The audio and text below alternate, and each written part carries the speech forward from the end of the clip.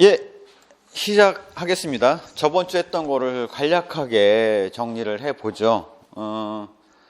이렇게 간략하게 정리할 때 다룰 정도면 그만큼 중요하다는 얘기겠죠. 왜 그러냐면 우리가 항상 우리가 접근하는 내용은 뭐냐면 문제를 진단하거나 대안을 제시할 수 있는 내용들 위주로 하고 있단 말이에요. 왜냐하면 그게 기본 교육과정 평가원의 기본적인 출제 방향이에요. 명시가 돼 있어요. 그렇게 한다라고. 그래서 그럼 대안 제시하는데 이 각각의 수업 방법들의 의미들을 이해하는 게 필요하고요. 또한 이런 수업 방법들이라는 게 좀 더 선생님 입장에서는 구체적으로 가슴에 와닿아요. 그렇기 때문에 지금 교육 과정보다는 교사학습법을 먼저 가르치는 거고요. 그런데 애매하게도 이게 이 각각의 수업 방법들이 각 교육과정하고 연계가 되어 있습니다. 그래서 전체 흐름을 파악을 하고 각 수업이 갖고 있는 장단점을 파악했을 때 문제점을 진단하고 대안을 제시하는데 직접적으로 우리가 사용되는 부분만을 알 수가 있기 때문에 그래서 그런 부분들을 중심으로 해서 지금 한번 정리를 해보는 거예요. 강의법 하면 여러 선생님들이 가장 익숙한 수업 방법이고 나머지 수업을 해봤나 싶을 정도로 강의법 외에는 아마 받아보신 수업이 별로 많지가 않으실 거예요. 그래서 너무 익숙하다고 생각하시는데 이거를 사례를 생각해서 보시면 되겠죠. 그냥 고3 수업이에요. 고3 국어 시간, 영어 시간, 수학 시간에 하고 있는 게 딱 이 강의법이라고요. 고3이 아니죠. 고2죠. 고3에는 문제풀이 위주로 하고 있으니까. 고2 수업 시간이에요. 그럼 그 강의법에서 하고자 하는 거는 뭐냐? 기본적인 정보 제공이고 교과서에 있는 내용 위주로 하고 있지만 실상은 강의법이 쓸 수밖에 없는 경우가 있어요. 예를 들자면 교과서에 없는 내용을 제시하는 경우죠. 예를 들어서 협동학습을 실시한다고 하더라도 학생들한테 대화하는 방법, 회의를 진행하는 방법 이런 것들은 교과서에 안 나오지 않습니까? 그런 것들을 알려주려면 다른 방법으로는 방법이 없다고요. 선생님 입장에서 강의를 하는 수밖에 없다고요. 그래서 기본적인 정보 제공이라는 것의 의미가 바로 교과서에 없는 내용을 전달하는 거하고 똑같은 의미가 됩니다. 그래서 수업의 전개 방향에 대해서 제시를 하고 하는 것들을 할 때는 강의법을 쓸 수밖에 없어요. 자, 이런 강의법, 우리가 익숙한 강의법은 잘 생각해 보면 고등학교 2학년 때 교실을 한번 생각해 보세요. 수학 시간에 선생님이 물어보면 답변을 해요? 아무도 안 하죠. 선생님이 일방적으로 떠들고 있어요. 너희들 알았니? 이러면서 떠들고 있다고요. 지식을 그런데 누가 전달하느냐? 그 지식에 대해서 잘 알고 있는 교과목 교사가 전달하고 있단 말이에요. 그래서 지식에 대한 체계적인 전달이 쉬워요. 제가 그래서 그런 얘기를 한번 이미 말씀을 드렸던 기억이 있어요. 물리학의 F는 MA를 뉴턴의 물질의 운동의 법칙인 F는 MA를 가르치는데 강의법으로 가르치면 계산까지 푸는데 20분이면 썼다 벗었다 할 내용이 실험 실수를 하게 되면 3주가 걸린다고요. 경제성, 강의법보다 더 빠르게 짧은 시간 안에 그 내용들을 전달할 수 있는 방법이 없어요. 또한 교사가 학생들을 눈을 마주 보면서 얘기를 하고 있기 때문에 학생들이 놀고 있게 만들지를 않거든요. 떠들면 나가서 뒤에 나가 있어라라고 해서 수업에 집중을 하도록 만들지 않습니까? 그런 면에서 학습 동기 유발이 쉽다라는 게 가장 큰 장점 중에 하나예요. 대신 단점이 우리가 고등학교 2학년 수학 시간에서 우리가 아는 대로 느껴지죠. 학생들이 질문해도 답변 안 합니다. 수동적이에요. 그냥 그래 너 무슨 소리 하는지 들어보자. 내지는 그래 넌 떠들어 난 잘게 하고 있든지 그런 수동성. 그 다음에 우리가 에이빙하우스의 망각곡선에서 배웠던 것처럼 1시간 지나고 나면 56%를 망각을 하거든요. 장기적인 파지가 어려워요. 또한 선생님은 1명이고 학생들은 30명이에요. 그렇기 때문에 각 학생의 입장에 맞춰서 강의를 할 수 없기 때문에 개별화가 어렵다라는 게 한계입니다. 그러면 여기서 바로 질문 나올 수 있는 게 그런 거죠. 그럼 왜 고등학교 2학년 수학 시간은 여전히 강의법을 쓸까요? 경제성 때문에. 3년 동안 배워야 될 내용을 1학년, 2학년까지 배우고 3학년 때는 문제풀이 하고 있어야 되거든요. 경제성 때문에. 이걸 보완하기 위해서 강의실에서 30명이 있는데 그중에서 28명이 자고 있는 현상을 막기 위해서 선생님들이 시도하는 게 뭐냐면 거기다 문답법을 결합을 하는 거예요. 문답은 뭐냐면 짧은 질문들을 하는 거죠. 오늘 수업했던 거 내용 한번 목록 나열해봐. 오늘 이 핵심 개념 이거에 대해서 무슨 개념인지 설명해봐 라는 것들을 묻는 게 문답법에 의해서 하는 학습이죠. 체계적인 학습을 유도하고 발견 기회를 제공하고 선생님이 그 학생이 답변한 거에 대해서 피드백을 제공하죠. 그래 잘했어? 그거 아닌데? 와 같은 피드백을 제공할 수 있다는 면에서의 이런 기본적인 방법들, 우리가 수업에서 익히 강의법과 함께 같이 사용되어 왔던 부분적으로 반영되어 왔던 문답법은 경험하신 적이 있으실 거예요. 장점은 학생들 입장에서 답변을 할 수밖에 없기 때문에 적극적으로 학습을 할 수밖에 없고요. 그 다음에 사고력과 비판적인 태도가 형성될 수밖에 없어요. 왜? 답변을 해야 되니까. 물음에 대해서 답변을 해야 되지 않습니까? 그래서 답변을 해야 되기 때문에 표현력이 키울 수밖에 없어요. 답변을 해야지 수업 진도가 나가니까. 대신 단점이 있죠. 30명의 인원이 지금 한 반에 30명인데 경기도는 40명이에요. 한 반에. 한 반에 인원 30명인데 30명에 대해서 하나씩 질문하다 보면 질문 한 번씩 하고 나면 수업이 50분이 끝났어요. 질문 하나씩 하고 나면. 수업에 적용할 수 있는 인원의 한계가 있는 거죠. 그래서 미국 같은 경우는 초등학교가 수업이 12명밖에 안 해요. 독일 뭐 이런 데 12명 내외. 그러면 이런 문답법을 적용하는 게 가능하다고요. 예, 문답법 그러면 설명하겠습니다. 그래서 이런 문답법이라는 것들은 우리가 수업 시간에 강의법에 부분적으로 사용되었던 경험을 통해서 익히 알고 있죠. 장점은 도 있겠지만 가장 문답법이 사용되는 가장 근본적인 이유는 학생들의 피드백을 줄 수 있고 발견 기회를 줄 수 있다는 게 가장 큰 문답법의 장점이에요. 또한 핵심을 위주로 선생님이 묻고 있기 때문에 핵심이 뭐다라는 걸 알려주면서 묻고 있지 않습니까? 그래서 체계적인 학습이 유도가 가능하다는 장점이 있죠. 자, 그래서 이런 그 문답을 하게 되면 적극적으로 답변을 안 하면 진도를 나갈 수가 없기 때문에 적극적인 학습이 가능하고 학생들 입장에서 자기 생각에서 아는 것들을 적용해서 답변을 해야 되기 때문에 사고력과 비판적인 태도를 키울 수가 있죠. 뭐 비판적인 태도는 그런 겁니다. 선생님이 물어봤는데 학생이 답변을 했어요. 그럼 학생들 입장에서는 저게 맞나 틀리나? 답변이 맞나 틀리나 하고 검토를 할 거 아니겠습니까? 바로 비판적인 태도가 키워질 수밖에 없는 거죠. 그 다음에 답변하는 학생 입장에서는 답변을 해야 되기 때문에 표현력을 키울 수밖에 없다라는 장점이 있어요. 대신 단점은 이런 거죠. 우리나라 학생이 서울에 있는 한 반이 한 30명 정도고 경기도는 지금 인원이 많아가지고 한 40명 정도예요. 그럼 한 사람당 질문 하나씩만 하고 나면 수업 1시간이 훅 간다고요. 30명 가지고는 문답법을 적용해서 수업을 한다는 게 말이 안 된다는 사실을 알 수가 있습니다. 미국 같은 경우는 초등학교 한 반에 12명 이내예요. 그렇기 때문에 문답법을 적용해도 문제가 없는 거죠. 그 다음에 질문에 답하는 시간까지 들어가기 때문에 강의법처럼 일방적인 전달하는 것보다 2배 이상의 시간이 소요가 되죠. 시간 소요가 많다라는 거. 그 다음에 이제 30명을 데리고 수업을 진행하려고 하다 보면 어떻게 되겠습니까?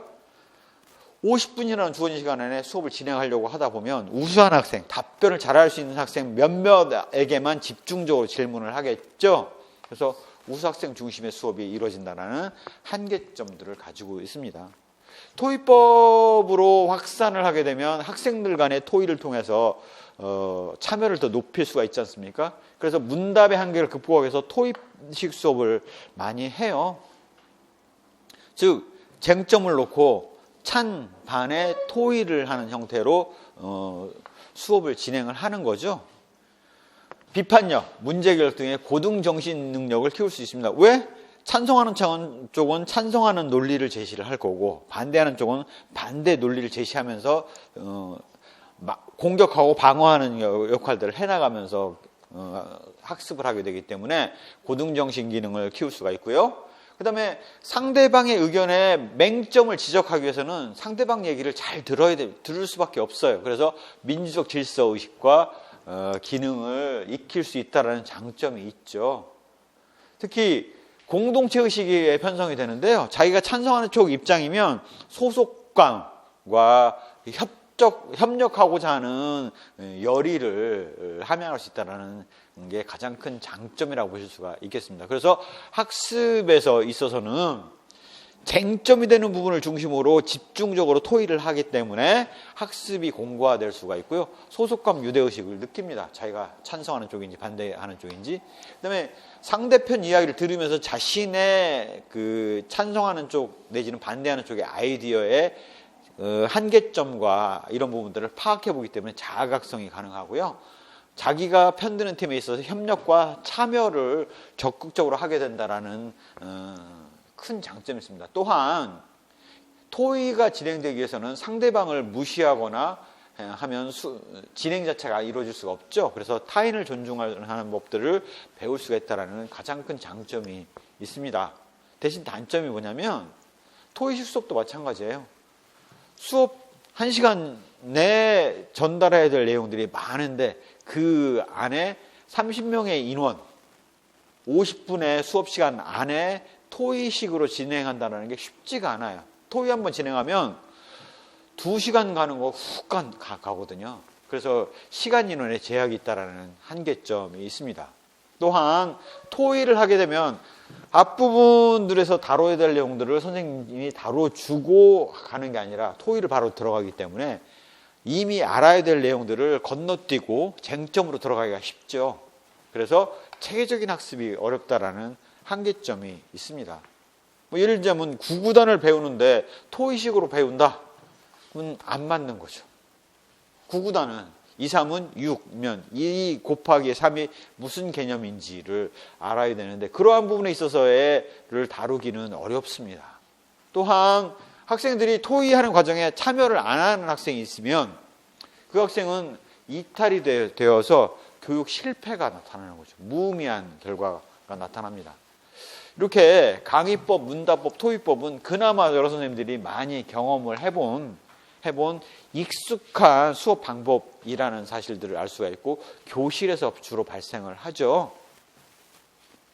바로 무엇을 가르칠 것인가에 대한 헛에 대한 내용들을 중심으로 가르치는 교육인 경우가 많습니다. 반면 이렇게 전통적인 수업 방식에 있어서 이제 좀 더 차별화되어 나왔다는 게 경험 중심 교육 과정은 하우 중심으로 가르쳐야 되겠다. 과정과 결과 중심으로 가르쳐야겠다라는 게 경험 중심이죠. 학생들이 단순 암기를 하는 것들은 의미가 없으니 직접 경험해보고 느껴서 적용할 수 있는 지식을 자신의 현실에 도움이 되는 지식들을 배워야겠다라는 게 경험 중심 교육 과정이지 않습니까? 그러다 보니까 했던 수업 방법이 바로 문제 해결 학습, 프로젝트 학습이에요. 문제 해결 학습, 프로젝트 학습의 기본적인 내용들을 보면 문제를 해결해 나가는 과정 중심으로 수업이 전개가 되죠. 그래서 문제 해결 학습, 프로젝트 학습을 바라봤을 때 저게 과연 문제가 있나? 어떤 게 차별점이지? 그럼 발견학습, 탐구 수업과는 뭐가 달라? 라는 생각들을 문제 해결 학습과 프로젝트 학습을 바라보면 문제 해결 학습과 프로젝트 학습의 일반적인 절차를 보면 그냥 문제 해결 과정이에요. 우리가 의사결정 과정 거치듯이 문제 해결하는 과정들을 거치고 있어요. 문제를 파악하고 대안을 설정하고 대안 탐색하고 최적 대안 설정하고 결과를 검증하는 것. 반면 발견학습 탐구 수업을 보시면 문제를 파악하고 가설을 설정하고 가설을 검증하고 결론 및 일반화를 내는 과정이니까 비슷비슷하게 느껴집니다. 그래서 대개는 오해하시는 게 이게 구분이 안 돼요 라고 생각을 하세요. 그러면 이렇게 생각해 보시면 될 것 같아요. 경험 중심 교육 과정이 추구하는 바는 현실 생활에 도움이 되는 지식을 전달을 하겠다라는 게 가장 큰 목표입니다.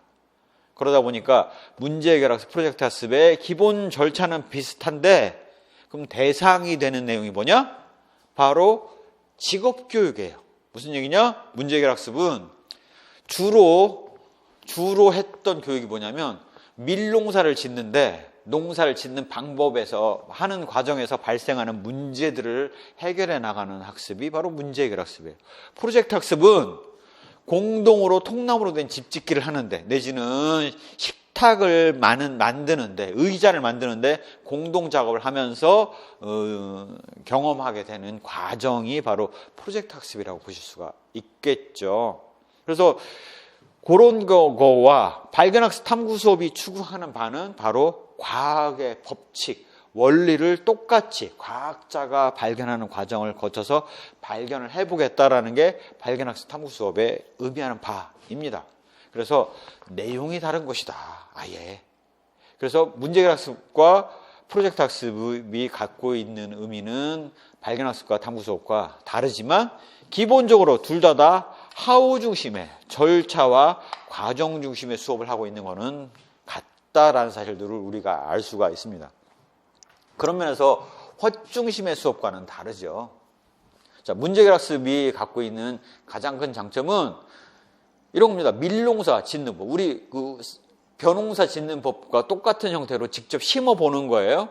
근데 그 학생들이 밀농사를 때 어떻게 느낄 거냐면 자기는 어차피 졸업하고 나가면 다 자기도 똑같이 자기 부모를 따라서 밀농사를 질 거거든요. 그래서 자기가 어차피 써먹을 기술을 배우기 때문에 자발적인 학습이 가능하고 경험을 밀농사는 직접 져봐야지 아는 거 아니겠습니까? 그래서 경험을 통한 학습이 가능하다라는 거고요. 학교에서 배운 지식이 직접적으로 생활에 필수적으로 필요한 지식들을 배워요. 그 다음에 그런 과정화에서 서로 같이 존중해 가면서 농업을 진행해야 되지 않습니까? 그래서 민주적인 생활 태도를 키울 수 있다는 게 가장 큰 장점이죠. 밀농사 지을 때 심을 때 같이 심을 거 아니겠습니까? 혼자만 심고 다른 애들은 놀고 있고 그러는 게 아니잖아요.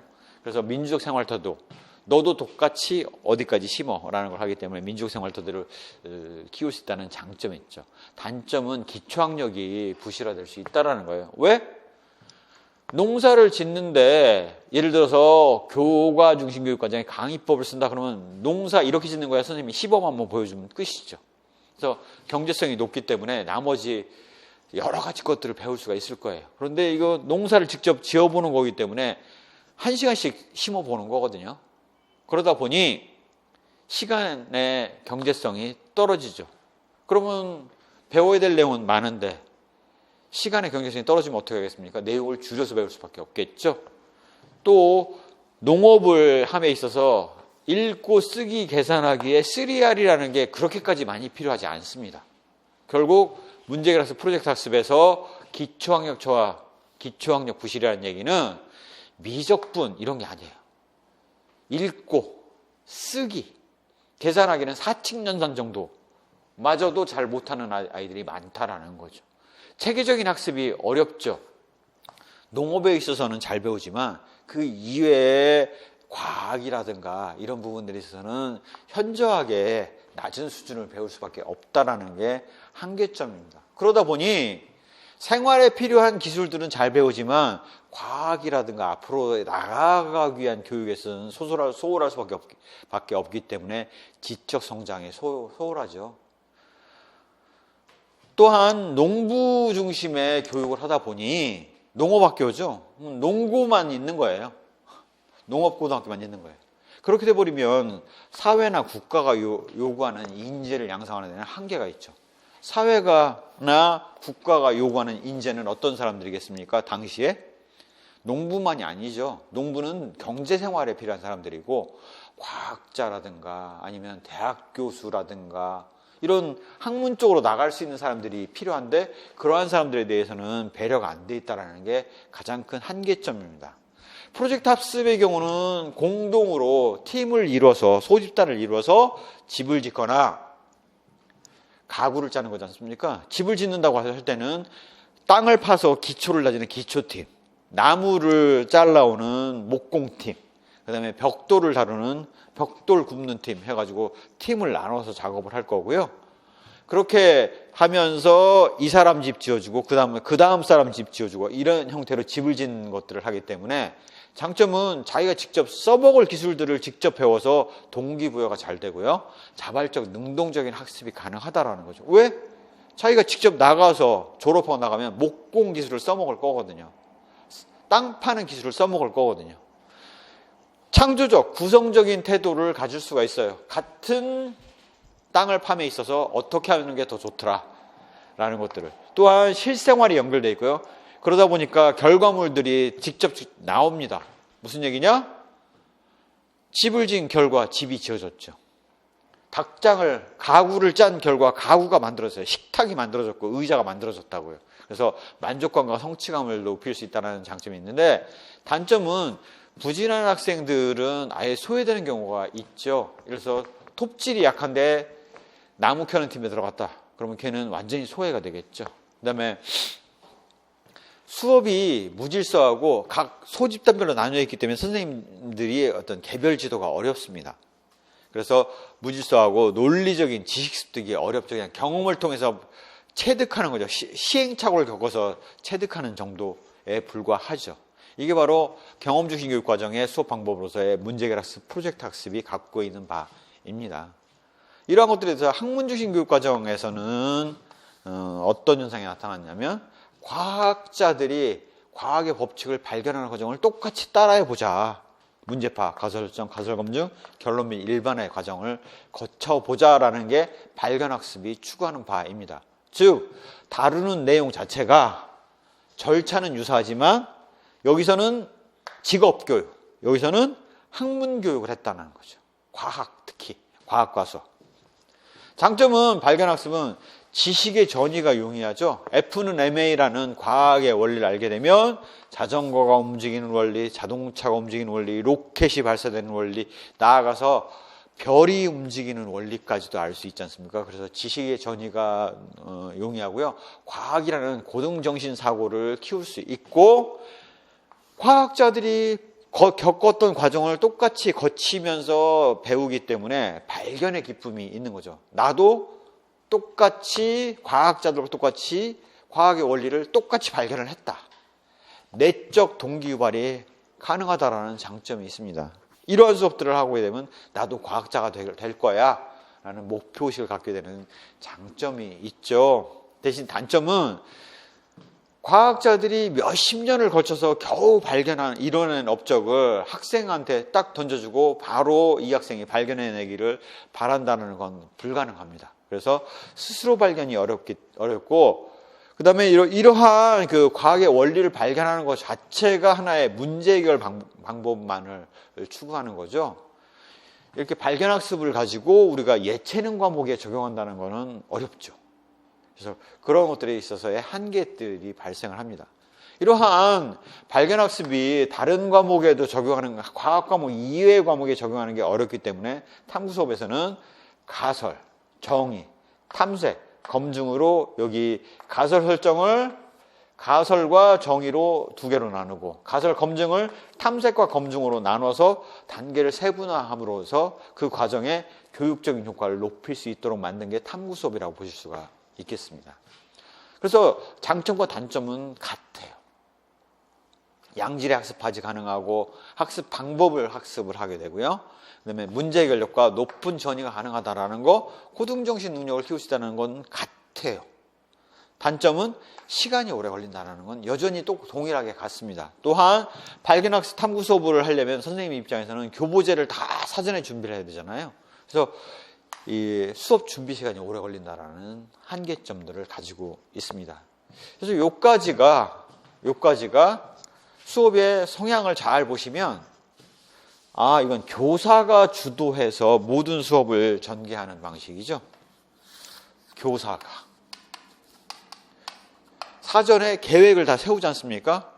절대 진리라는 건 이런 거고, 그러한 진리를 교사가 체계적으로 어떻게 전달을 잘할 것이냐, 그 중에서 무엇을 가르칠 것인가에 대한 what 중심의 교육이 교과 중심 교육 과정에서, 어떻게 중심의 how 중심의 내용들을 교사가 통제하는 게 경험 중심 학문 중심 교육 과정의 이런 수업 방법들이라고 보실 수가 있습니다. 그래서 여기까지가 우리가 배울 객관주의 수업 방법이에요.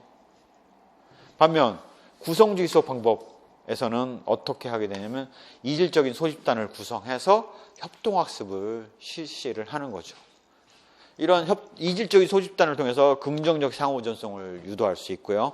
이질적인 집단을 강제로 구성을 하거나 이질적인 집단을 구성을 했을 때 훨씬 더 유리하도록 만들어 놨기 때문에 지도력도 공유할 수 있고요. 이런 기존의 이런 프로젝트 학습 문제 해결 학습이나 발견 학습 탐구 수업에 비해서는 교사가 적극 개입을 합니다. 제가 그래서 사례를 말씀드렸죠.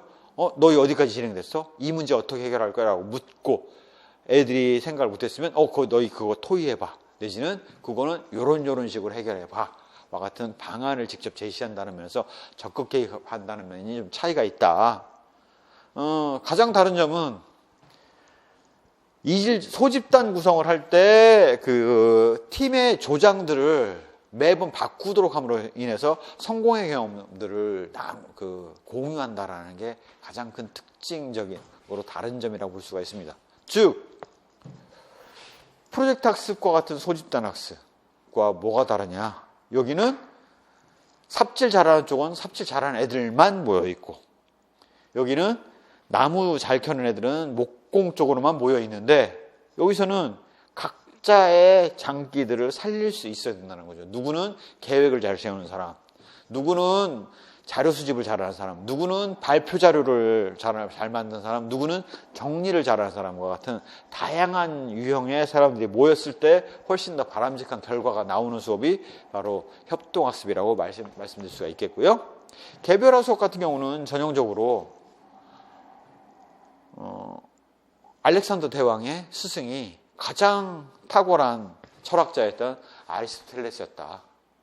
그렇게 왕자나 귀족들을 개인 교수를 하는 형태로 나온 것들이 개인별 맞춘 수업을 할 수밖에 없겠죠. 학습자의 성향, 흥미, 진도, 이전에 교육받은 수준, 그 다음에 능력에 따라서 교사가 판단하고 거기에 맞춰서 가르치는 게 가정교사입니다.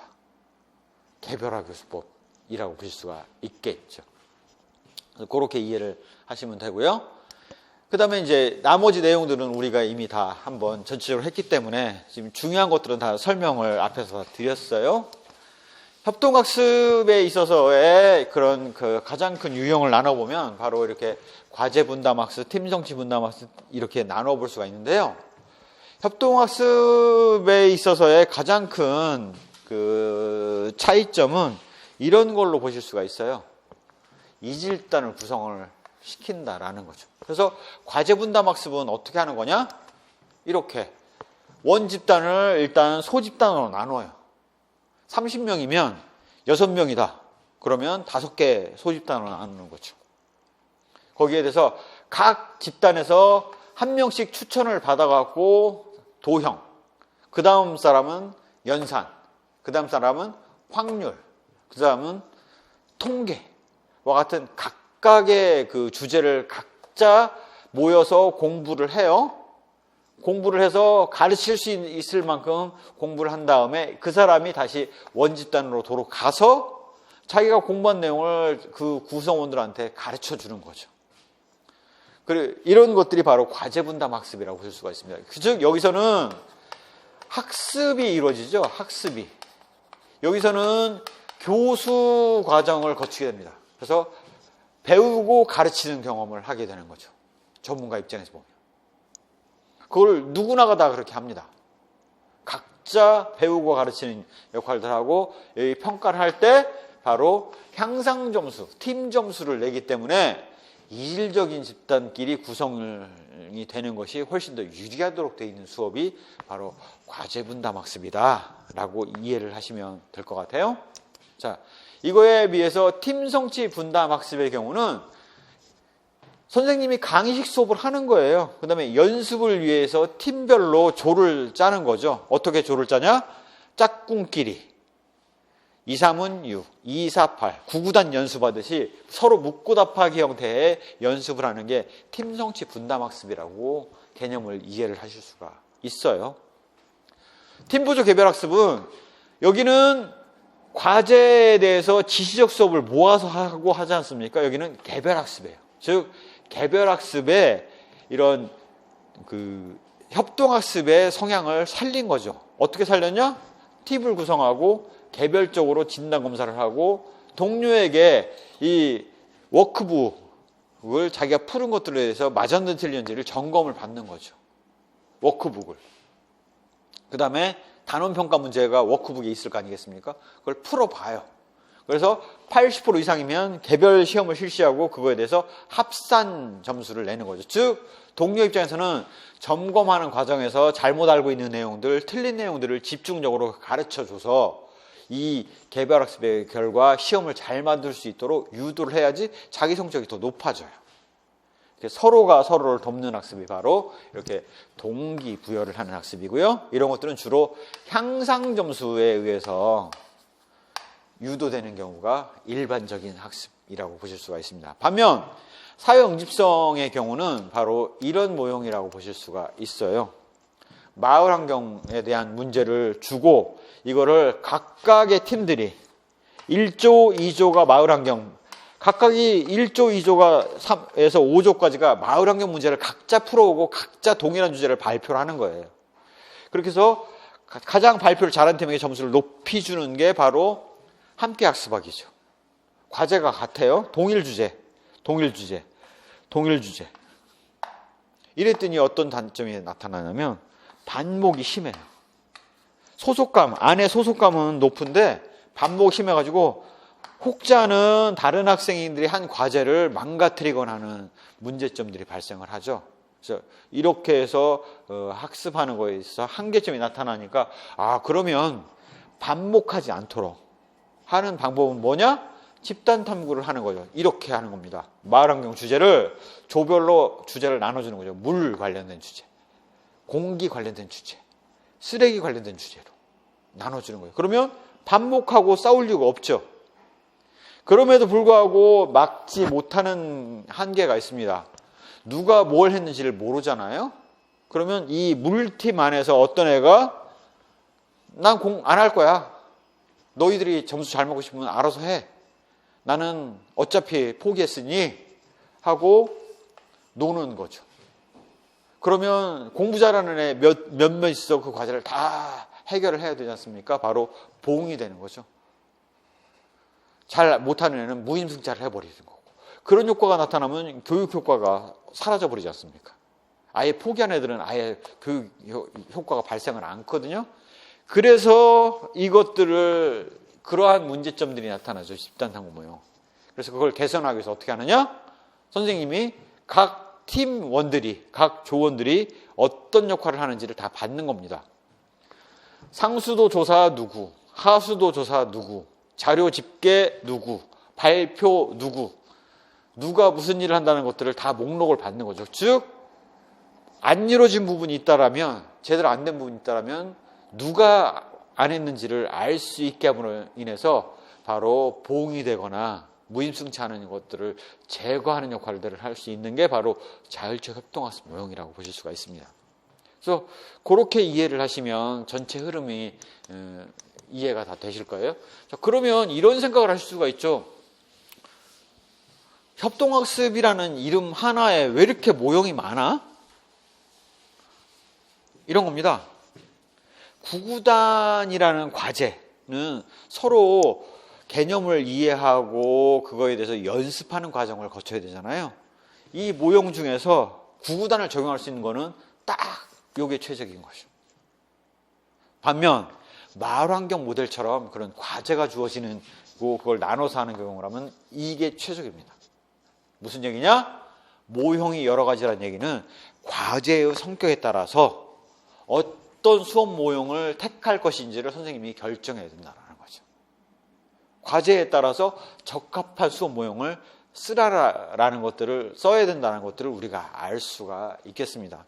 자, 이렇게 하는 것들이 바로 전형적인 자율적 협동학습까지의 이 협동학습의 모형들이고요.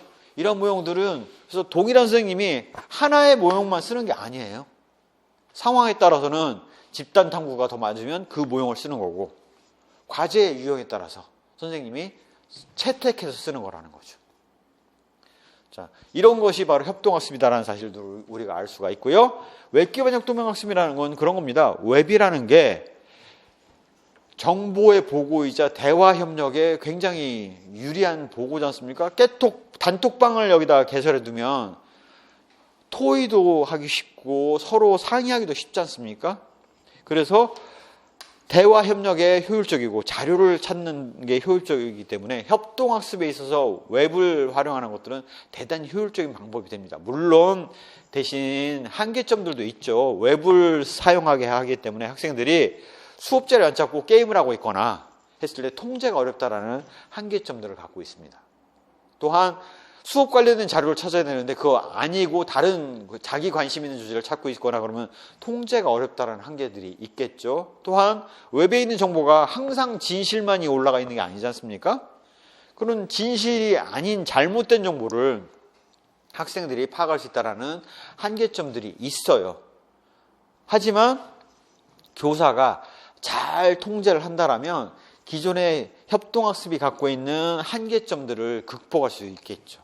정보를 찾는데 소요되는 시간이 너무 오래 걸리는 것들을 웹을 통해서 보완을 하고 서로가 이런 협력한 내용들을 토의하는 데 있어서 한계점들을 시간, 공간의 한계점들을 극복하기 위한 게 웹의 단톡방이죠.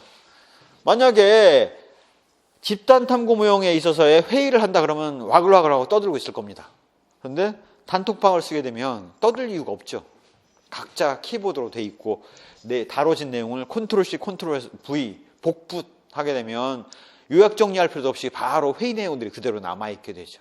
그래서 웹기반 협동학습은 그렇게 정보기술을, ICT를 활용해서 협동학습을 더 효율적으로 할 수 있는 방안들에 대해서 고민해보고자 하는 게 웹기반 협동학습이다라고 말씀드릴 수가 있었습니다. 그래서 그런 정도만 협동학습은 개념을 이해를 하시면 될 것 같고요.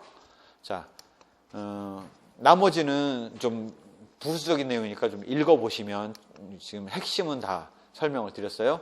이제 개별화 교수법인데요. 개별화 교수법이라는 것들은 사람에 맞는 수업을 진행하자라는 거예요. 프로그램 인스트럭션 같은 경우는 스키너라는 조작적 조건 형성 이론을 냈던 스키너가 낸 모형이죠. 어떻게 하는 거냐면 이겁니다.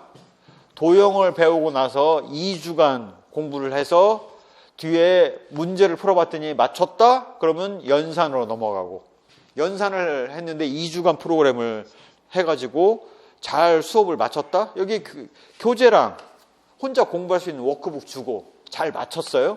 그러고 나면 확률로 가고 확률 다음에 통계로 가고 이렇게 2주짜리 프로그램을 연거푸 가는 거죠. 그러면 빠른 학생은 1주 만에 끝날 수가 있겠죠. 느린 학생은 3주가 걸리겠죠. 바로 과제별로 다음 단계로 가기 위한 이 개별화라는 것들은 시간의 개별화다라는 사실들을 우리가 알 수 있습니다. 그런데 학생 안에는 누구는 이거를 하기에는 좀 부족해서 보충학습이 필요한 경우가 있겠죠. 이게 너무 어려워서 다른 경로를 밟아야 되는 학생들이 있을 수가 있을 겁니다. 너무 어려워서요. 이렇게 선형으로 된 거를 직선형 이렇게 가지를 나눠서 이렇게 학생들 수준에 따라서 다른 형태로 이렇게 가지 않습니까? 이게 분지형이에요. 첨부형은 제가 핀란드 교과서에서의 워크북이 이렇게 돼 있다고 말씀드렸죠. 기본 과정을 하고 그걸 마친 학생들은 부가에서 심화 자료를 풀어서 할 수도 있고 아닐 수도 있다. 그건 자기 선택이라고 말씀을 드렸잖아요. 바로 프레시의 첨부형은 바로 기본 과정 주고 심화 부분을 주어서 그거는 풀 수도 있고 안 풀어도 되고 라는 선택형으로 주는 것이 바로 첨부형이다. 그래서 심화 과정이 하나씩 달려있는 거죠. 각각마다. 그러면 학생은 자기가 도형은 관심 있다. 그러면 심화를 풀어요. 연산은 관심이 없다. 그러면 심화를 안 풀어도 되는 거죠. 기본은 하고. 이런 형식으로 하는 게 프로그램 학습이라고 보실 수가 있습니다. 개별화 교수라는 거는 크게 두 가지가 있는데요. 이러한 프로그램들에 있어서는 워크북이 있지 않습니까? 그래서 개별화 교수 체제에서는 선생님이 워크북에 대해서 채점을 다 하는 거예요. 아, 얘가 잘했어? 아니면 제대로 못 풀었어? 이런 것들을 선생님이 체크하는 게 개별화 교수 체제예요. 그래 놓고 다음 단계로 갈 건지 보충학습을 해야 되는지를 선생님이 결정하는 게 개별화 교수 체제예요. 반면 개별 처방, 죄송합니다. 반대입니다. 개별 처방 교수법은 선생님이 판단을 하고 너 다음 단계로 가? 아니면 아니야, 이전 단계 반복해. 더욱더 공부해를 하는 게 개별 처방 교수법이고요. 개별화 교수 체제는 선생님이 필요한 게 아니라 자료 나눠준 사람만 필요한 거예요. 학습지 교사처럼 자, 이번 주분이에요 하고 자료 나눠주고, 자, 저번에 했던 거 주세요 가져가서 저번 채점 결과예요 하고 채점 결과 주고 하고 자료 배포만 하는 게 개별화 교수 체제라면, 개별 처방 교수법은 선생님이 그 내용, 풀어본 내용을 보고 거기에 따라서 너 다음 단계로 가? 아니야, 너 보충학습이 필요해? 와 같은 의사결정을 내려주는 역할을 교사가 하는 게 개별 처방 교수법이라고 보실 수가 있습니다.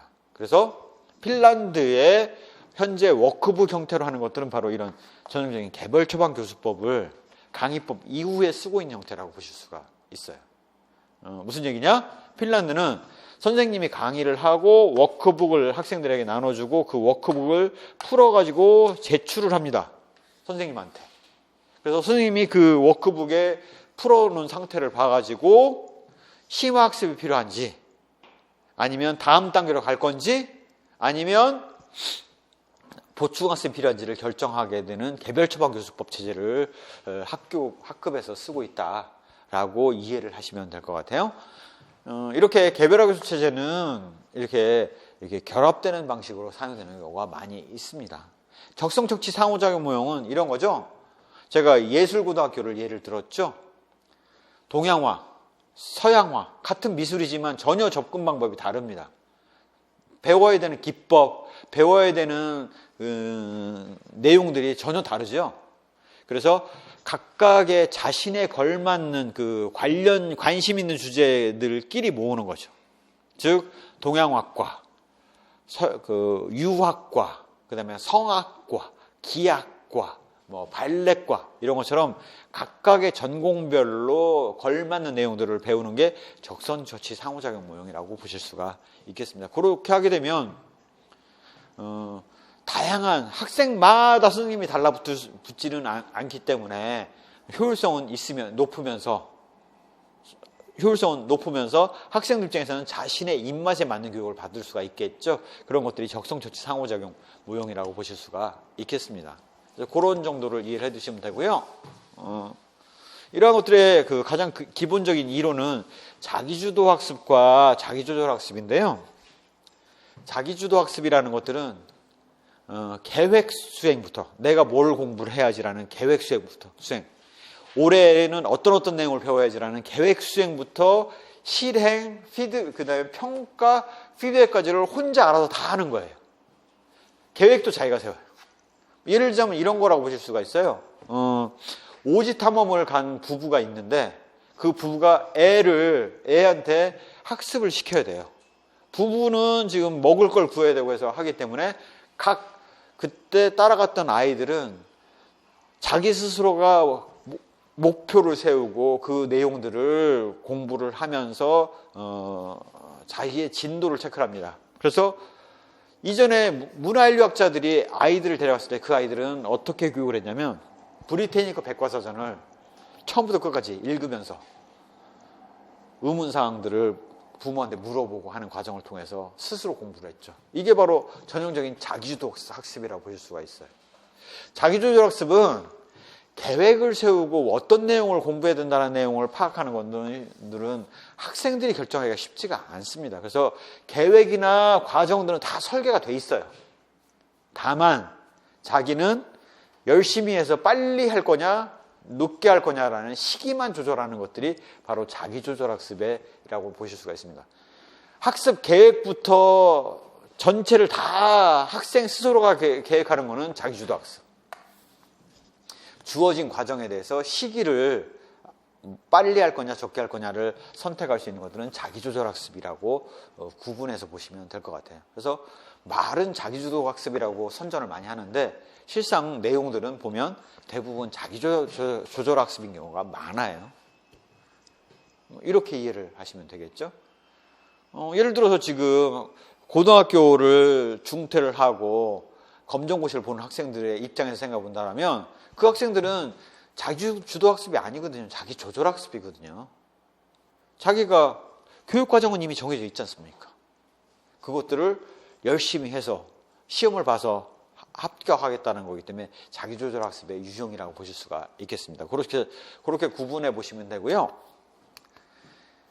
거대 담론으로서의 이야기들을 우리가 했었어요. 그래서 객관주의와 구성주의라는 것들로 구분을 했었는데 바로 우리가 이전 수업에서 다뤘던 교과 중심 교육과정, 경험 중심 교육과정, 학문 중심 교육과정에서 수업을 했던 것들은 다 교사가 중심이 돼서 교육을 했다라고 했지 않습니까? 바로 객관주의 수업 방법이라고 보실 수가 있어요. 협동학습 방법들은 구성주의 수업 방법이에요. 즉 객관주의에서는 교사가 모든 걸 진행을 해나가죠. 반면 구성주의에서는 학생들끼리 프로젝트를 진행을 하거나 학습을 진행해 나가는 게 바로 구성주의의 관점이라고 보실 수가 있습니다. 왜 이러한 학생 중심, 교사 중심에서 학생 중심으로 바뀌었냐? 가장 근간에는 바로 이런 철학이 바뀌어서 그래요. 어떤 철학이냐? 근대 철학. 데카르트, 칸트, 흉. 인간은 절대 진리를 이성에 의해서 파악할 수 있다라고 생각을 했던 시대의 철학에 영향을 받았던 게 객관주의 수업 방법들이었다면 포스트 모더니즘 1970년대 이후에는 객관적인 진리라는 건 존재하지 않는다. 시기별로, 상황별로, 지역별로 전혀 다른 진리들이 존재하기 때문에 상대 진리만이 의미가 있다라고 보는 게 포스트 모더니즘 관점이죠. 그래서 모더니즘일 때는 이성이 중심이 됐고요. 절대 진리가 있다라고 믿었죠. 그걸 철학이나 학문을 통해서 파악할 수 있다라고 봤고 그걸 먼저 깨달은 사람을 선생님 내지는 철학자라고 봤던 거죠. 그래서 먼저 깨달은 철학자나 선생님이 무지몽매한 학생들, 깨닫지 못한 자들을 가르쳐서 진리를 파악할 수 있게 해야 된다라고 봤던 게 바로 계몽주의 사상입니다. 말 그대로 계몽주의예요. 계몽에서 일깨워야 된다는 거죠. 사람들을 가르쳐야 된다라고 봤던 거죠. 누가? 교사나 철학자가 중심이 돼서. 바로 그런 관점이라면 포스트 모더니즘 관점 이후에는 이성에 의해서 절대 진리를 발견할 수 있으라는 생각은 망상이다. 안 맞는다라고 봤던 거고 그러니 중심이 따로 없었던 거죠. 사람마다 흥미가 다르고 사람마다 느껴지는 진리가 다른데 이 진리가 절대 진리니 너 외워라는 것들은 폭력이라고 봤던 거예요. 중심이 없었던 거죠. 그래서 거대 담론, 구조주의, 계몽주의 같은 거대 담론은 말이 안 돼. 누가 누굴 가르쳐? 라고 거부를 했던 겁니다. 자, 그거에 따라서 객관주의 수업 방법과 구성주의의 수업 방법의 차이점을 보면 일단은 기본 목적은 객관주의는 절대 진리를 전달하는 게 목적이에요. 구성주의는 포스트 모더니즘의 영향을 받아서 절대 진리라는 건 없다라고 봤잖아요. 상대 진리만 있고 사람마다 추구하는 진리가 다르다라는 거를 당연히 인정할 수밖에 없겠죠. 그러다 보니까 보편, 법칙, 진리를 객관주의에서 가르쳤다면 구성주의는 사람마다 상대 진리가 다르고 사람마다 원하는 진리가 다르니 다양한 진리를 소개를 해주면 학생들 입장에서는 받아들이는 건 받아들이고 버릴 건 버리고 하겠죠.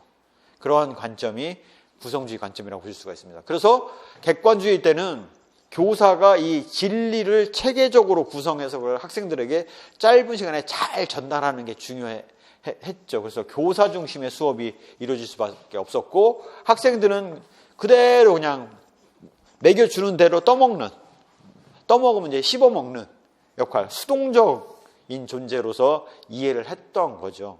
반면 구성주의에서는 교사라는 사람도 모든 면을 다 완벽하게 알 수가 없지 않습니까? 그 수많은 진리의 안에, 상대 진리 안에서 어느 것들에 대해서는 약한 부분이 있을 수밖에 없잖아요.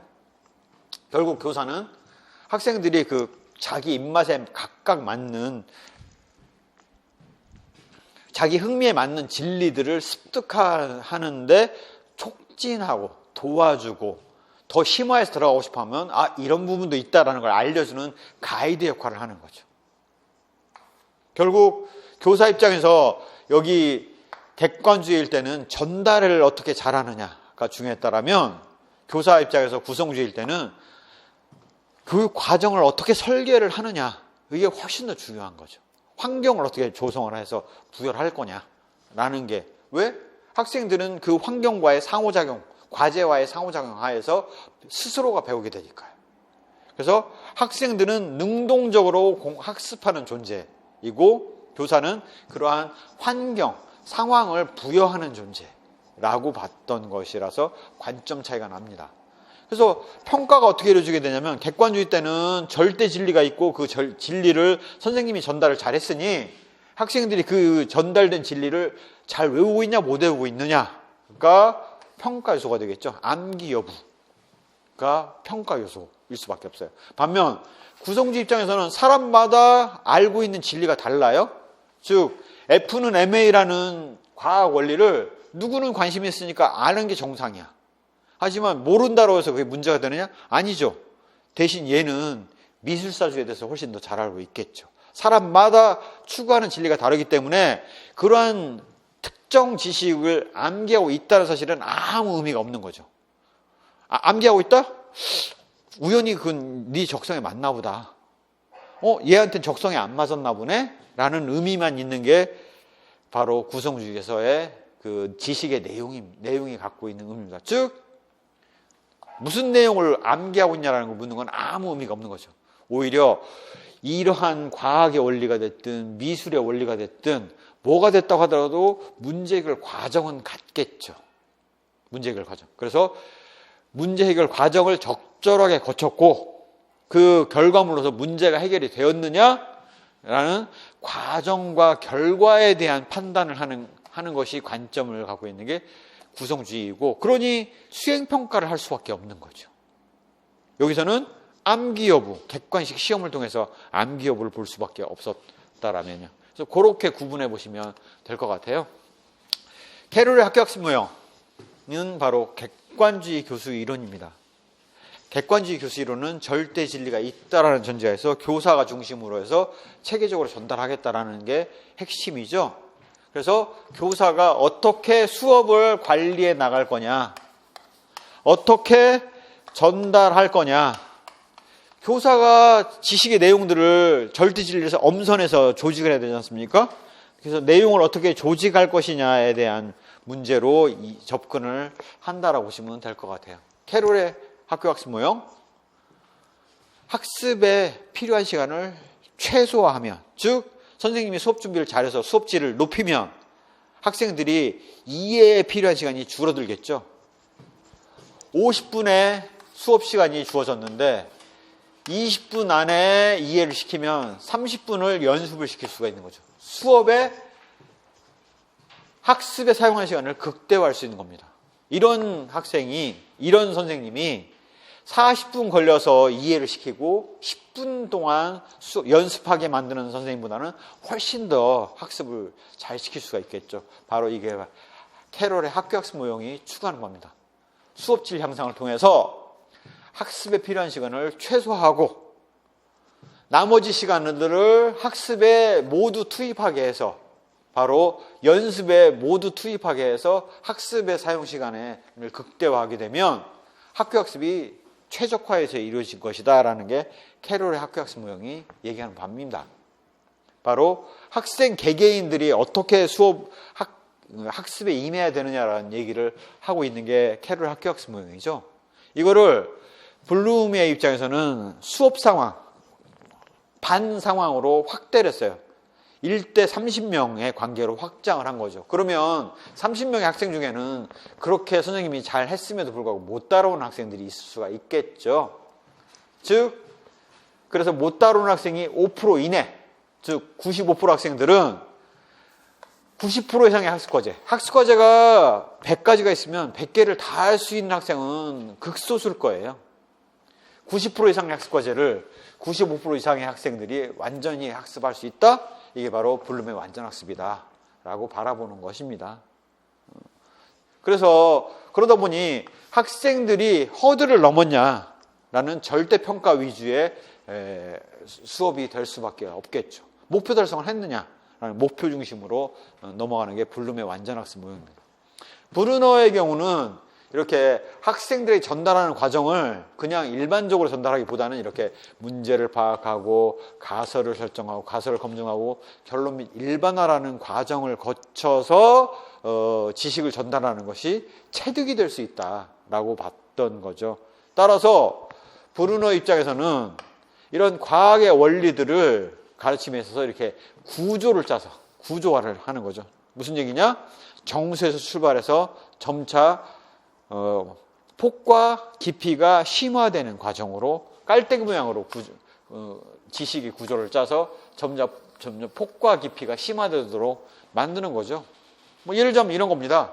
구구단은 한 자리 곱셈, 그 다음 학기에는 두 자리 곱셈, 그 다음 학기에는 세 자리 곱셈, 그 다음 학기에는 n 자리 곱셈을 배우는 것처럼 폭과 깊이를 심화해 들어가는 과정을 통해서 배우면 초등학교 1학년짜리라도 물리라는 과학을 가르칠 수 있다라고 주장을 했던 게 브루너예요. 그래서 과학의 원리를 이렇게 지식의 구조에 따라서 바로 그러니까 카테고리가 돼 있는 이런 클래스에 따라서 가르치면 잘 가르칠 수 있다라는 게 브루너의 발견학습이고, 이러한 과정을 통해서 전달하자라는 거였죠. 이런 것들을 좀 더 가설의 부분을 가설과 정의로 확장하고 검증을 탐색과 검증으로 확장한 사람이 마샬라스의 탐구 수업이고요. 이렇게 하우 중심의 수업을 강조를 하니까 오스벨이 어떻게 했냐면, 너희가 잘 몰라서 그러는데 그렇게 하우 중심의 수업을 하지 않아도 교사가 어떻게 하느냐에 따라서 학생들이 강의식으로 해도 충분히 잘 배울 수 있어. 즉 강의식 수업이 갖고 있는 경제성을 달성하면서도 애들이 잘 배우게 만들 수 있는 방법이 있다니까, 이게 바로 오스벨의 유의미 학습법이죠. 어떻게? 유의미한 학습과제, 학생들에게 의미 있는 학습과제를 제시를 하면 학생들의 인지구조와의 관련 정착을 통해서 유의미한 학습태세, 공부하고 싶어하는 의욕을 불러일으킬 수 있다는 게 오스벨의 유의미 학습법이죠. 그래서 어떻게 하라고? 선행조직자를 먼저 만들고, 교사 입장에서 예를 들자면 사칙연산을 가르치기 전에 건담 로봇을 사오고 잔돈을 남겨오는 연습을 해보라고 시키는 거죠.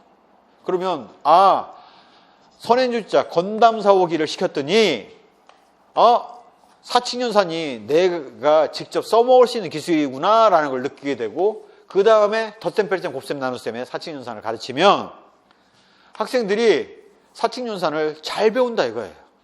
이게 의미 없는 게 아니라 정말 내가 써먹을 기술이구나 라는 것들을 알고 배울 수 있으니, 교사 입장에서는 선행조직자를 어떻게 개발하느냐가 학습을 잘할 수 있게 만들 거냐 못 만들 거냐를 좌우한다 라는 얘기를 할 수가 있겠죠. 글레이저의 수업 과정 모형은 우리에게 수업의 일반적인 과정을 얘기를 하고 있는데요. 일단은 수업을 진행하기 이전에 맨 처음에 교과목에 대한 학습 계획을 선생님들이 세우지 않습니까? 바로 그 계획 설정하는 게 바로 수업 목표를 세우는 거예요. 계획 수립할 때요.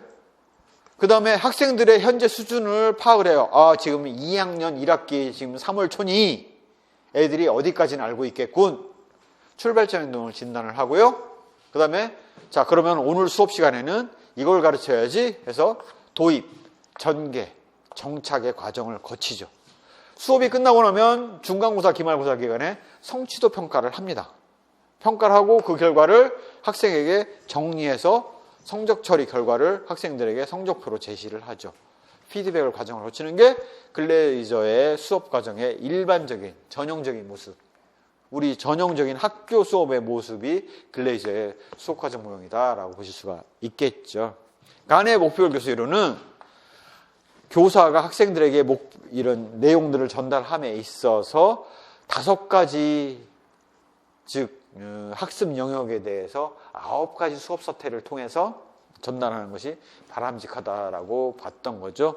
5가지 영역은 언지인대 운동하냐, 언어, 지적 기능, 인지 전략, 그다음에 태도, 운동, 심동이죠.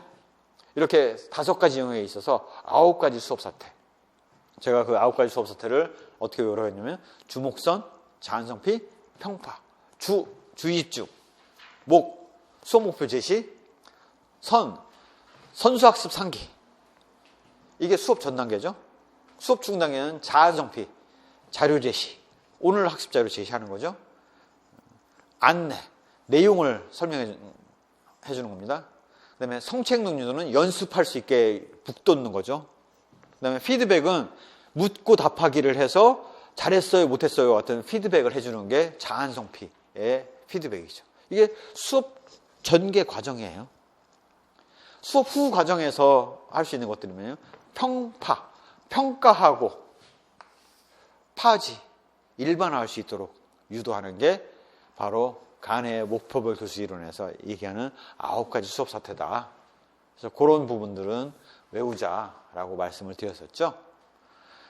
이게 여기까지가 어떻게 전달하면 학생들에게 효율적으로 전달할 수 있을 거냐를 다루는 내용이었다면 켈러의 악수 이론은 수업 내용을 어떻게 조직을 했을 때 학생들이 더 잘 배울 수 있겠냐라는 얘기를 하고 있는 겁니다. attention, 주의를 집중시키고요.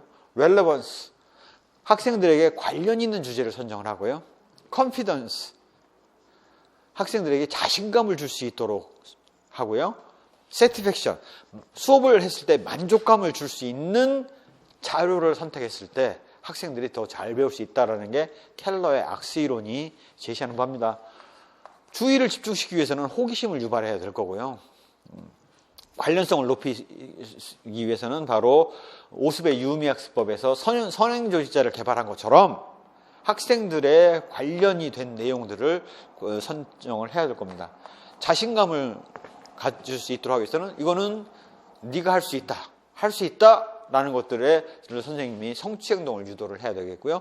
만족감을 줄 때는 이거는 아무나 할 수 있는 게 아니라 정말 너기 때문에 할 수 있다, 있었던 거다와 같은 만족감을 줄 수 있는 공정한 그 평가의 결과다라는 것들을 강조하는 전략들이 직접 사용할 수 있는 전략이라고 보실 수가 있습니다. 특히 주의, 관련성, 자신감의 경우는 학습 동기를 유발하는 요소라면 만족감의 경우는 유발된 학습 동기를 유지하는 방안이다라고 이해를 하실 수가 있겠습니다. 메릴의 내용 요소 제시로는 수업 과정에 어떤 내용들이 구성되어 있느냐라는 것들을 설명하고 있는 이론이죠.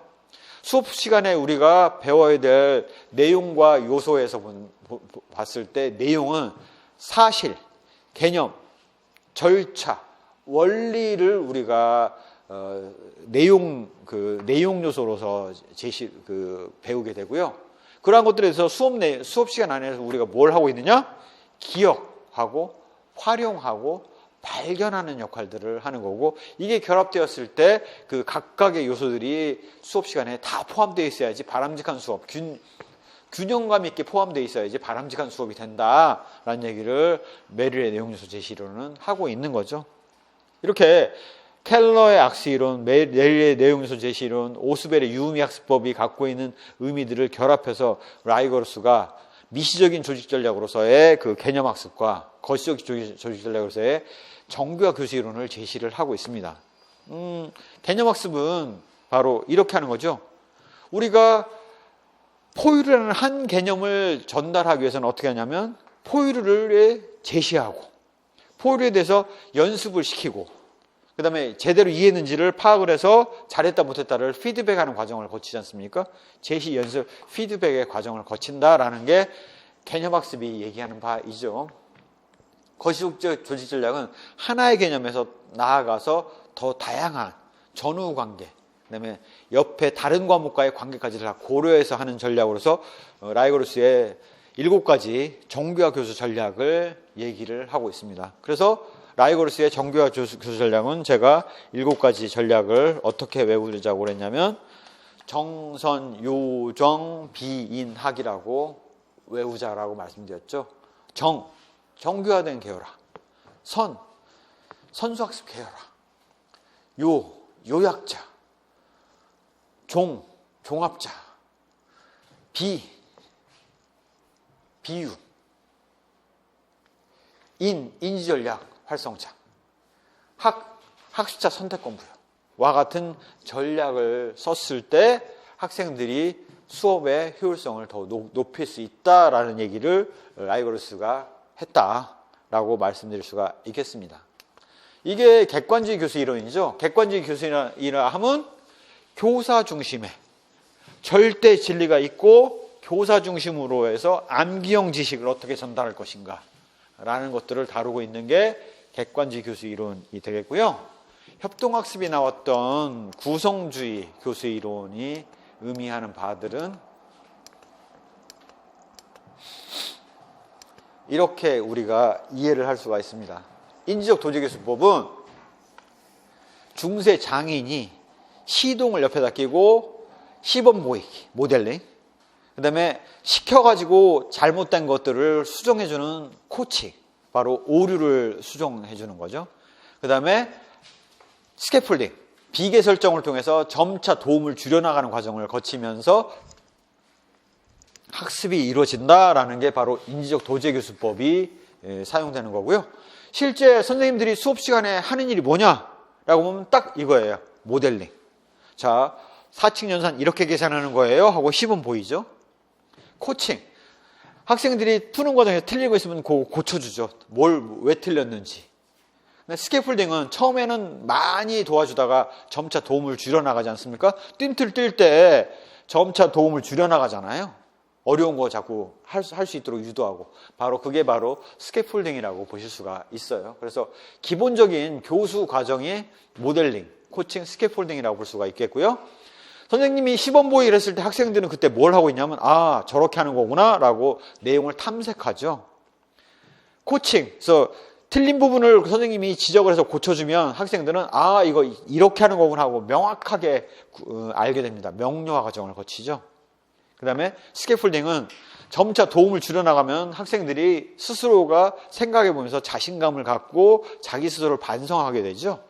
바로 반추적 사고, 반성적 사고를 하는 게 전형적인 모습이라고 볼 수가 있겠습니다.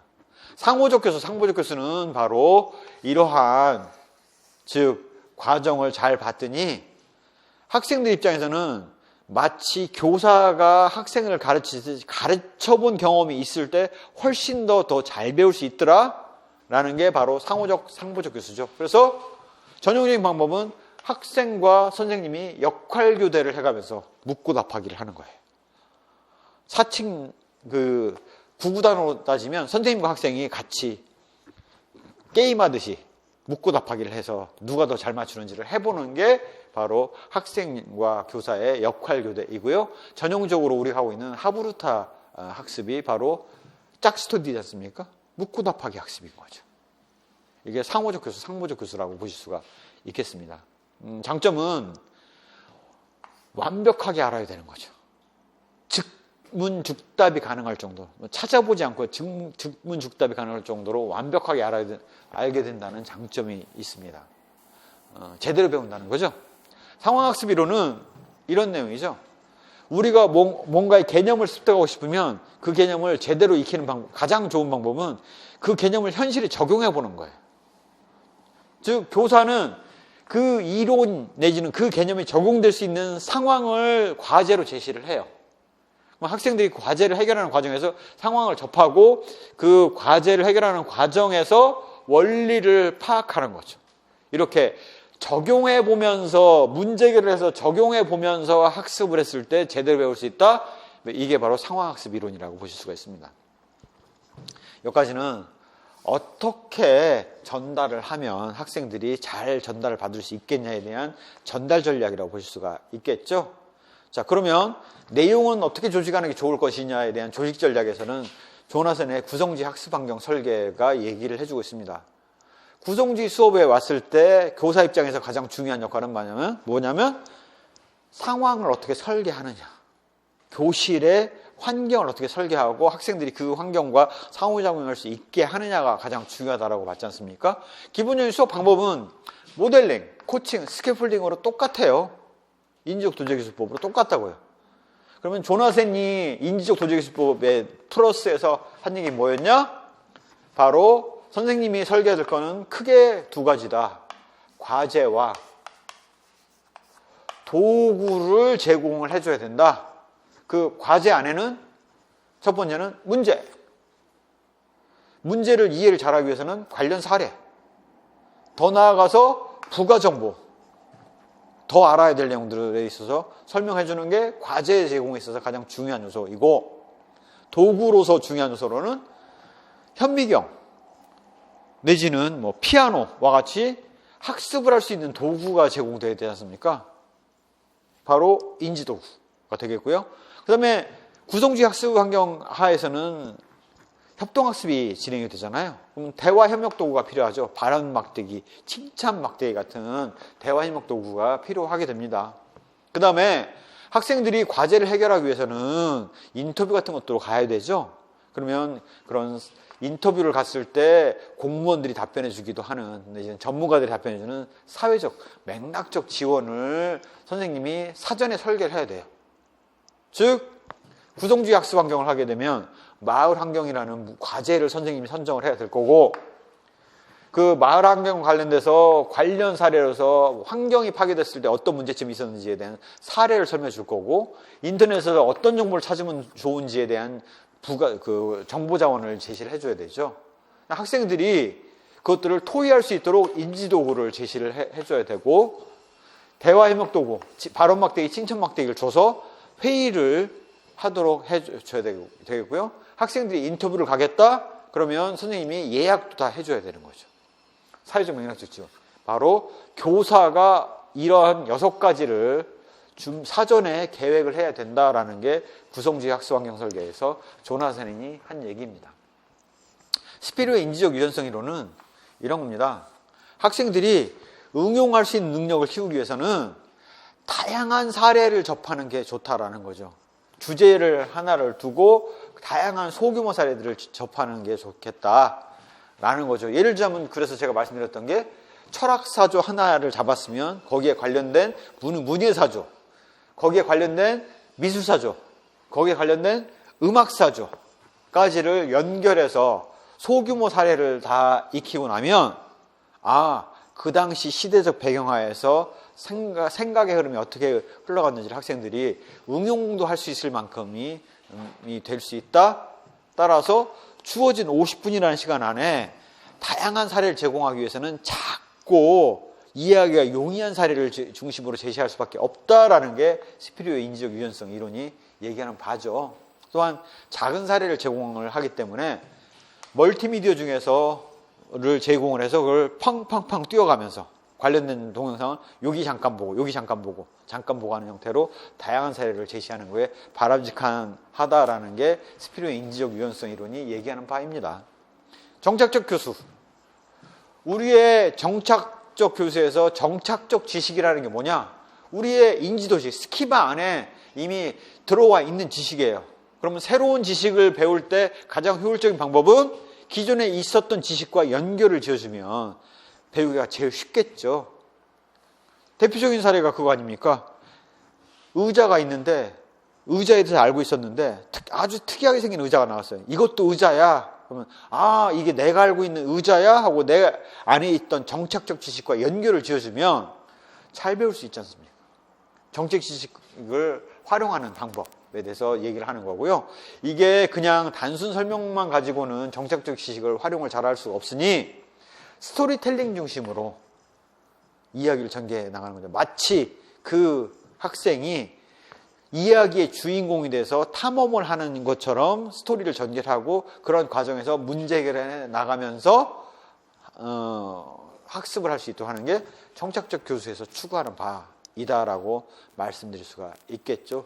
여기까지가 어떻게 내용을 조직을 해야지 학생들에게 학습 동기를 유발할 수 있겠냐라는 얘기를 해줄 수가 있는 거고요. 그 다음에 이런 수업 프로그램을 운영하는 방식으로 얘기를 한다면 바로 관리 전략이죠. 관리 전략으로서 의미 있는 바는 바로 문제중심 학습. 바로 과제를 제시를 하고 그 과제를 해결해 나가는 과정에서 학습할 수 있도록 하는 게 문제중심 학습이라는 거죠. 다만 이게 그러면 객관주의 수업 방법인 문제해결 학습과는 무슨 차이가 있냐? 첫 번째는 문제해결 학습은 수업 방법이고 문제중심 학습은 교수 이론이에요. 근데 그렇게 하면 가슴에 와닿지가 않죠. 도대체 무슨 차이야? 문제해결 학습은 주어진 문제를 동일한 주제를 같이 각자 학습하는 내용이라면 문제중심 학습은 그 과제 문제가 현실에 적용 가능하면서 혼자서는 절대 풀 수 없는 문제, 어려운 문제죠. 정답이 없는 문제를 제시를 하는 거죠. 그래야지 그 문제를 풀기 위해서 조별로 각자 아이디어를 내서 협력을 하게 되지 않습니까? 그래서 협동학습을 할 수 있도록 이 문제 자체는 정답이 없고 현실 적용 가능하며 비구조적인 문제여야지 조원들끼리 협력을 해서 더 나은 대안들을 낼 거 아니겠습니까? 그런 문제를 내는 것이 문제중심 학습이지 정답을 내는 문제가 아니다라는 거죠. 정답을 있는 문제를 해결하는 것이 문제 해결 학습이라면 문제중심 학습은 정답이 없는 현실 적용 가능한 여러 명이 같이 토의를 통해서 방향성을 결정하고 자기가 알고 있는 모든 지식과 관련 자원을 다 활용해서 수업을 진행해 나가야 되는 게 문제중심 학습이다라고 보실 수가 있겠습니다. 즉 문제중심 학습은 그래서 자기주도 학습과 협동학습이 전제가 될 수밖에 없죠. 왜? 과제만 주어지면 적고 해결 방안에 대해서 계획도 스스로 세워야 되고 해결 방안도 스스로 찾아와야 되고 그거에 대해서 발표해야 되고 그런데 혼자서 해결할 수 없으니 각자 자신의 장기들을 발휘해야 되니 협동학습이 이루어질 수밖에 없죠. 그래서 그런 차이가 있는 것이다 라고 볼 수가 있겠습니다. 자원기반 학습은 바로 문제해결 학습을 더 확장한 형태죠. 꼭 문제가 아니라 과제가 주어지면 학생들이 일반적으로 어떻게 할 거냐면 그 과제에 대해서 필요한 정보를 탐색을 하죠. 그다음에 그 정보 수집된 걸 가지고 판단을 하죠. 이거는 버려, 안 맞아. 이거는 맞아. 이건 도움이 돼, 안 돼 해서 그 최종적으로 남은 정보를 가지고 이거에 의해서 결정을 내리면 이렇게 결론이 같은 의사결정을 내리고 그 의사결정 결과를 실행을 했을 때 결과들이 나오는 것들을 가지고 평가를 하게 되는 게 자원기반 학습이다라는 거죠. 잘 보시면 현대의 모든 업무는 다 이 자원기반 학습 방식으로 업무 수행을 하고 있어요. 농부가 됐든 교사가 됐든 학생이 됐든 직장인이 됐든 과제가 주어지고 그 과제에 대해서 필요한 정보를 찾고 찾은 정보들을 검토를 해가지고 불필요한 정보 버리고 관련된 정보를 적용해서 의사결정을 내리고 그걸 통해서 결과물을 도출하고 그거에 대해서 평가를 받는 게 모든 업무의 근간이지 않습니까? 그러한 것들을 학교에서 안 할 이유가 없다는 게 자원기반 학습이 의미하는 바다라고 말씀드릴 수가 있겠습니다. 여기까지 해서 지금 수업 방법들, 객관주의와 구성주의 수업 방법인 협동학습의 수업 방법 두 가지 커다란 유형들을 세부적으로 살펴봤고 그러한 수업 방법이 나온 이론에 해당되는 객관주의 교수 이론과 구성주의 교수 이론들을 살펴봤습니다. 이제 전반적인 흐름을 이렇게 이해를 하시고 나서 잠시 쉬었다가 매체를 할 건데요. 매체를 하기 전에 우리의 이제 모습을 한번 중간 점검을 해보자고요.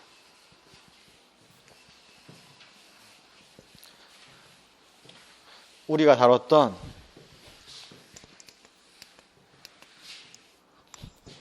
우리가 지금 어떻게 왔냐면 교수 설계 이론들을 배웠어요. 그러면서 뭘 얘기를 했냐면 어떠한 것들이 투입돼서 결과물로 이런 수업 방법들이 나오는 것이다 라는 얘기를 말씀을 드렸지 않습니까? 교수 설계 과정을 통해서 교수 전략들이 들어가는 거죠. 그래서 객관주의 교수 이론이 들어가면 객관주의 수업 방법들이 나온 거고 구성주의 교수 이론들이 들어가면 구성주의 수업 방법인 협동학습 방법이 나온다는 거죠. 개별화 교수 이론이 들어가면 개별화 교수 이론이 들어가면 개별화 교수 방법들이 나온다는 거죠. 어떤 과정에? 교수 설계 과정. 교수 설계 과정은 AD 모형이 근간이 되는 거고 분석, 설계, 개발, 실행, 평가의 과정을 거친다 라는 것들을 알 수 있죠. 이 투입물 안에 교수 이론이 들어갈 때 매체가 같이 들어가는 겁니다. 그게 설계 과정이 주로 들어가는 거죠. 분석 단계에서는 요구사항 파악하는 게 목적이고 설계 단계에서는 이런 교수 이론과 매체를 집어넣어서 교육 내용들이, 그 다음에 개발 단계에 가면 학습 자료가 만들어지고 그걸 검증해서 수업 방식이 나오고, 이게 설계 단계, 개발 단계에서 나온 결과물이죠. 그거를 파일럿으로 시범학교 선정해서 해보고 필요한 유지보수, 지원 관리 체제를 파악을 하고, 그 다음에 최종적으로 한 해를 돌려가지고 나온 결과에 대해서는 학생들에 대해서 총괄 평가하고, 평가 결과에 대해서 과연 투입 대비 평가 결과가 개선된 게 얼마나 나은 건지를 판단하기 위해서는 효율성 평가를 하는 게 교수 설계 AD 모형의 분석 설계 개발 실행 평가의 과정이지 않습니까? 그 결과로서 이렇게 객관주의 수업 방법, 후성주의 수업 방법들이 나온다라는 것들을 우리가 익혔다라는 사실들을 통해서 그렇게 연관되었었구나. 맨 처음 그렇게 얘기할 때는 그게 무슨 소리인지 몰랐는데, 교수 이론들이 이렇게 조직 전략, 관리 전략, 전달 전략, 그 다음에 조직 전략이 들어가서 이렇게 교수 이론들이 들어가서 수업 방법들이 나오는 거구나 라는 것들을 이해를 하셨을 것 같아요. 잠시 쉬었다가 이제 매체로 들어가서 과연 우리가 투입할 수 있는 매체들이 어떤 의미가 있는지를 중심으로 살펴보도록 하겠습니다. 10분 정도 쉬시겠습니다.